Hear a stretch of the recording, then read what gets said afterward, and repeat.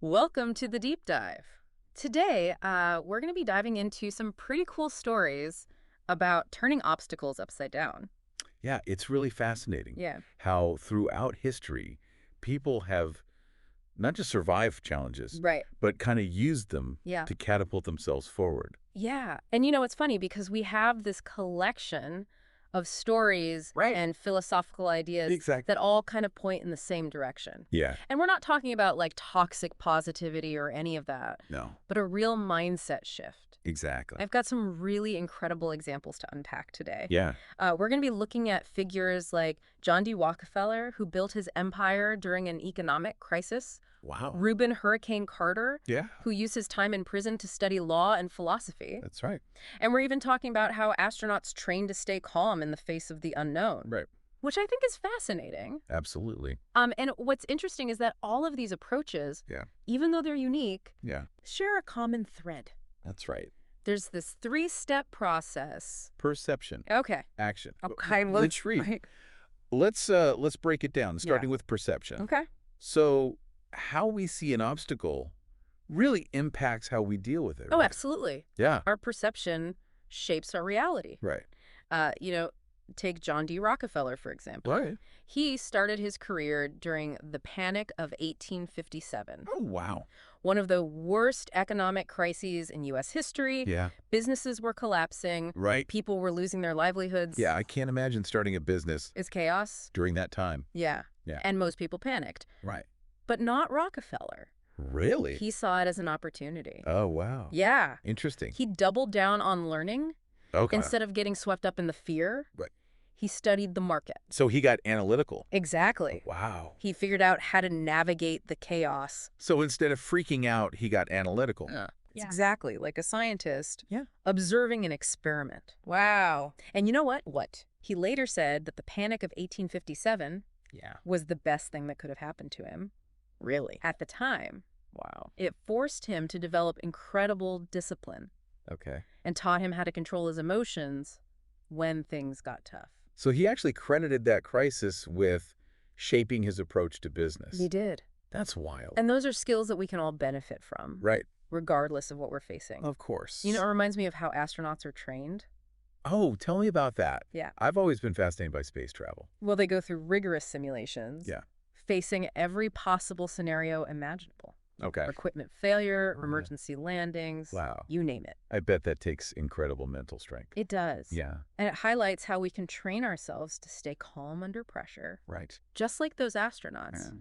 It's about shifting our perspective. To see obstacles as challenges to overcome, Right. not insurmountable walls. So it's not about ignoring the difficulty, but approaching it with a different mindset. Right. Okay. You know, the Stoics, Yeah. ancient Greek philosophers, All right. they had some really interesting exercises for developing this kind of mental strength. Oh, really? Like what? Well, they would imagine intimidating figures Okay. like emperors or Yes. warlords Mm. doing mundane things But what? like eating or bathing. Why would they do that? It was a way to strip away the aura of power and fear that surrounded these figures. Oh. They realized that by seeing them as ordinary humans, Yeah. they could overcome their intimidation Right. and maintain their own composure. That's actually pretty clever. Yeah, It's like taking away the power we give to the things that scare us exactly. just by changing how we see them. It's about recognizing that our perception can either empower or paralyze us. Okay, so Rockefeller used the economic crisis to learn and develop his skills. Yeah.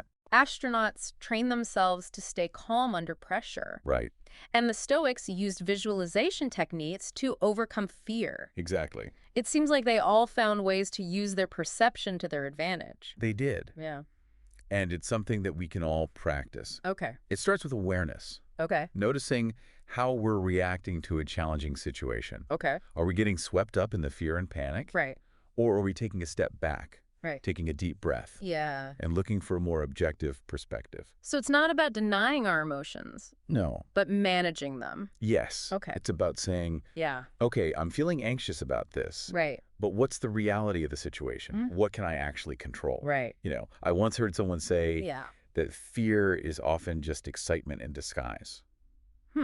That's interesting. Yeah. So maybe instead of getting bogged down by fear, we can ask ourselves, what's exciting about this challenge? Exactly. What can I learn from it? Yeah. It's a subtle shift in mindset, Right. but it can make a world of difference. I'm already starting to rethink how I approach challenges. This is incredible. And we've only just scratched the surface. Oh, really? Let's move on to the next step in the process, Okay. action. Okay. Because it's not enough to just see obstacles differently. Right. We have to actually do something about them. Okay, let's dig into that. I'm ready to take some notes. One powerful example of this is the story of Reuben Hurricane Carter, Okay. the boxer who was wrongly convicted Wow. and sentenced to 3 life sentences for a crime he didn't commit. That's a truly horrific situation I can't even imagine. Imagine the despair, Yeah. the sense of injustice. Yeah. Yet Carter refused to let his circumstances define him. Really? He famously told the warden that he wouldn't be treated like a prisoner Wow. because he didn't see himself as one. That's bold. He even refused to wear a uniform Wow. or eat prison food. Wow. But how did he manage to stay strong in such a difficult environment? He focused on what he could control. Okay. He used his time in prison to study law and philosophy, Wow. educating himself, Right. sharpening his mind. So even though he was physically confined, he found a way to exercise his freedom of thought and action. Exactly. Hmm. He understood that he always had a choice. Right. He later said, "This can't harm me. Wow. I might not have wanted it to happen, but I decide how it will affect me." That's such a powerful statement. It is. Yeah, it reminds me of that Shakespeare quote. There is nothing either good or bad, but thinking makes it so. It's spot on. Right. Our perception really does color our reality. Yeah. But Carter didn't stop there. Oh. He also took action. Okay. He wrote his autobiography. Right. He appealed his case. Right. He connected with supporters on the outside. Yeah, okay. And his actions eventually led to his release after nearly 20 years in prison. That's remarkable. He didn't just survive his ordeal. No. He emerged from it stronger and more determined than ever. He did. And his story beautifully illustrates how action, even in the most constrained of circumstances, can be incredibly powerful. Yeah. It's about finding those slivers of control, Right. those areas where we can make choices and take meaningful steps no matter how small they may seem. Exactly. That's really inspiring. So we've seen how perception can help us reframe challenges Right. and how taking action, even small actions, can make a difference. Yep. But what about those times when it feels like the obstacles are just too big, too overwhelming? Right. What about that inner strength, that drive to keep going when things get tough? That's where the third element comes in. Okay. And that's what we'll explore next. Okay, let's do it. All right. Okay, so we've talked about perception and action. Right. We've seen how Rockefeller used an economic crisis to his advantage. Yeah. And how Hurricane Carter refused to be defined by his unjust imprisonment. Right. Both incredible stories of resilience. Absolutely. But now, Yeah. let's dive into this idea of will. What exactly is it, and Yeah. how do we tap into it? Will is that inner fire, Okay. that unwavering commitment to persevere Yeah. that allows us to weather the storms Right. and reach our goals. So it's not about ignoring the difficulty or pretending everything is fine, No. but rather having that deep down determination to keep pushing forward? Exactly. Okay. It's about acknowledging the struggle, Yeah. accepting that setbacks are part of the journey, Right. and still choosing to move forward. I love that. Yeah. It's that grit, that refusal to give up even when things get tough. Yeah. But is it something we're born with, or can we develop it? That's a great question. Yeah. You know, while some folks may have a natural inclination towards resilience, Right. I firmly believe that will is a muscle Okay. we can strengthen through practice and conscious effort. Okay, so how do we actually do that? Yeah, how do we do that? What are some of these habits and mindset Yeah, what are those habits? we can work on? One key habit is focusing on what you can control. Okay. We can't always control the events that happen to us, Right. but we can choose how we react to them. That reminds me of what we were talking about earlier with perception. Yes. Like Hurricane Carter choosing to define his own reality within the confines of prison. Precisely. Right. It's about choosing to focus on those areas where we do have agency, Okay. rather than wasting energy on things outside our control. Right. Another powerful habit is to embrace challenges as opportunities for growth. Okay. Instead of viewing obstacles as setbacks, Yeah. we can reframe them as tests, as chances to learn and become stronger. So it's about turning that oh no moment into an aha moment. You got it. Yeah. And remember, failure is not the opposite of success. Right. It's part of the process. Yeah. Everyone who has achieved great things Right. has also encountered bumps along the way. So it's about learning to see failure as feedback, Exactly. as a stepping stone, Yeah. not a roadblock. Absolutely. Okay. And finally, surround yourself with a supportive community. Okay. People who believe in you, Right. who encourage you to keep going, Yeah. even when you feel like giving up. Having that kind of support system can make a huge difference, can't it? It absolutely can. Yeah. Your social circle can have a profound impact Yeah. on your mindset and resilience. Okay. It's like having a team of cheerleaders in your corner, Right. reminding you of your strength and potential. I'm starting to see how all these elements, perception, action, and will work together.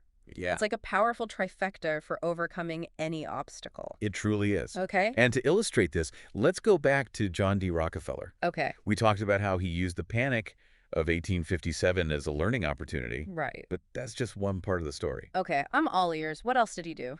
Well, not only did he study the market, Uh-huh.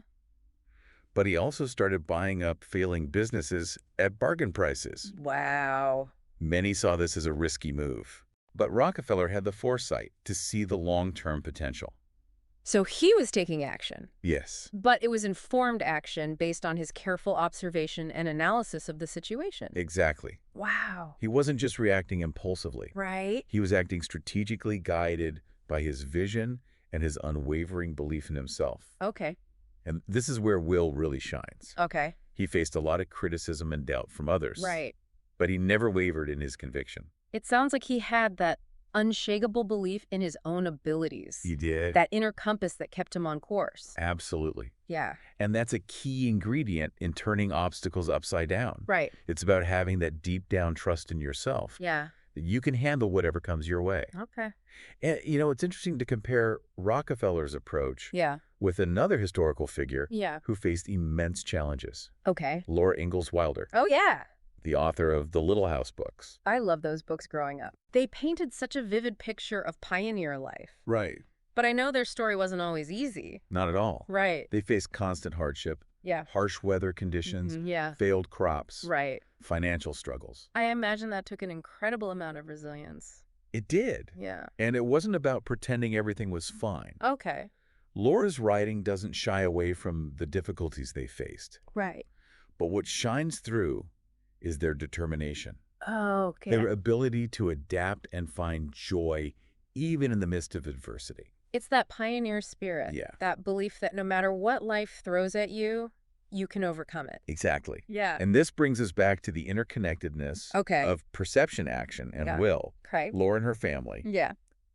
they didn't just endure their challenges passively. Right. They actively sought solutions. Okay. They learned new skills. Right. They relied on their community Yeah. for support. Right. And through it all, Yeah. they maintained a sense of hope and optimism.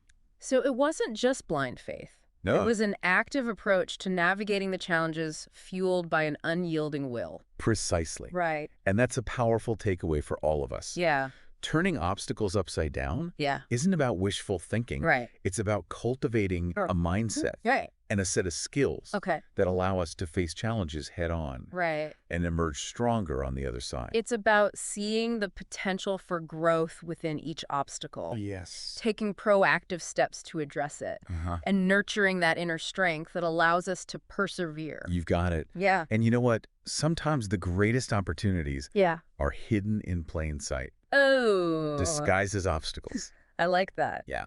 So what are some specific things our listeners can do to start cultivating this turning obstacles upside down mindset? That's a great question. Yeah. And it's something we can delve into as we wrap up this deep dive. Okay, so we've unpacked a lot today. We've talked about perception, action, and will, Yeah. but what are some things listeners can actually, do? That's a great question. And I think, Yeah. the first step is just becoming more aware. Aware of what exactly? Aware of your own reactions to challenges. Okay. So the next time you encounter an obstacle, Right. big or small, Yeah. just take a moment, Okay. pause, Yeah. observe your internal dialogue. So it's like hitting the pause button Yeah. before we react. Exactly. Giving ourselves that chance to choose a more empowering response. Yeah, and once you've become more aware of those default reactions, Right. you can start to challenge them. Okay. Ask yourself, Yeah. is this perception serving me? Right. Is it helping me move forward or is it holding me back?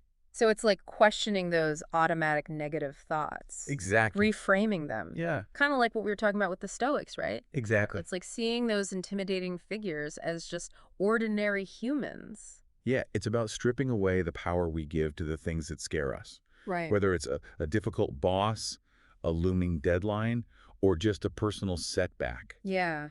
And then once you've started to shift your perception, Okay. you can move into action. Okay. What are some practical ways to do that? Well, one powerful technique is to break down the obstacle Okay. into smaller, more manageable steps. All right. Oftentimes what feels so overwhelming is the sheer size of the challenge. Right. It's like eating an elephant one bite at a time. Exactly. Right. And as you start taking action, Yeah. remember to celebrate your wins no matter how small they may seem. That's a good point. Each step forward, each hurdle overcome Right. is a victory worth acknowledging. I think that's such an important point because sometimes we get so focused on the end goal Yes. that we forget to appreciate the progress we're making along the way. Yeah, it's like running a marathon and only focusing on the finish line Right. instead of enjoying the scenery and the sense of accomplishment. With each mile marker. You're absolutely right. Yeah. And this brings us back to the importance of will. Okay. Because turning obstacles upside down Yeah. is not always a linear process. Right. There will be setbacks. There will be moments of doubt. For There will sure. be temptations to give up. So how do we stay motivated when those inevitable bumps in the road appear? This is where your support system comes in. Okay. Surround yourself with people who believe in you, Right. who encourage you to keep going even when you feel like throwing in the towel. That's so important. It is Yeah. talk to a mentor, a friend, a family member, Yeah. anyone who can offer a listening ear and a dose of perspective. And remember all those inspiring stories we've discussed today. Yes. Rockefeller, Carter, Wilder. Yeah, they all faced immense challenges. Right, but they used them as fuel for their journeys. They did. Their stories are a testament to the power of the human spirit Yes. to overcome adversity. And sometimes that glimmer of hope is all we need Right. to keep going, to keep taking those small steps forward, Yeah. to keep believing in ourselves and our ability to turn obstacles upside down. So as we wrap up this deep dive, I want to leave our listeners with one final thought. Okay. What if the challenges that you're facing right now, the things that seem so daunting and insurmountable, are actually the stepping stones to something extraordinary?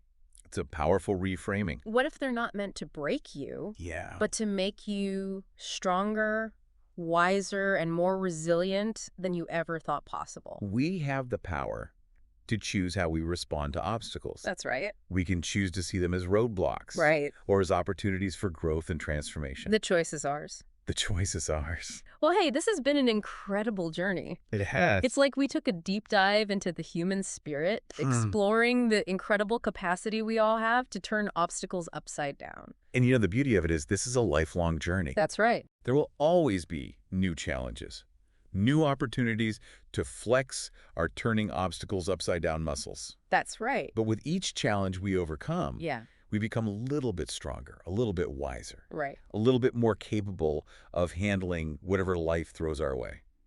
Well, on that note, I think it's time for us to wrap up this deep dive. Okay. Thank you so much for joining us on this exploration of turning obstacles upside down. It's been a pleasure. We hope you found it insightful, inspiring, and maybe even a little bit life-changing. It's been a pleasure diving deep with you.